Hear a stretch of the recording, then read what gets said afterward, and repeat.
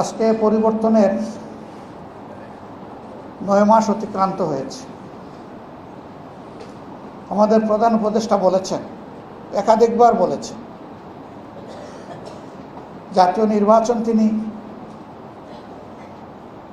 এই বছরের ডিসেম্বর থেকে আগামী বছরের জুনের মধ্যে সম্পন্ন করতে চান। আমরা বারবার বলেছি, তাই তার এই কথার উপরে আমরা আস্থা রাখতে চাই এবং আস্থা রেখে এটার জন্য আমাদের বিবেচনায় সুইটেবল টাইম কি হতে পারে আমরা সেইটাও ফ্লেক্সিবলি বলেছি। আমরা তাকেও বাধ্য করতে চাই না। আমরা কেন বাধ্য করতে যাব?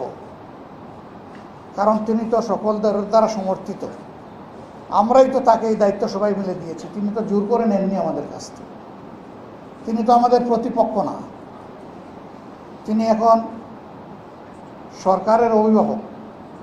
এ দায়িত্ব সকল রাজনৈতিক দল এবং অংশীজন স্বেচ্ছায় আমরা তার উপর অর্পণ করেছি। আমাদের দায়িত্ব তাকে সহযোগিতা করা তার সার্বিক কাজে। আমরা আমাদের জানা মতো আমাদের পক্ষ থেকে আমরা কোনো ধরনের কোনো অসহযোগিতা করিনি, বরঞ্চ যতটুকু আমাদের যেখানে সম্ভব আমরা সেই সহযোগিতা করেছি।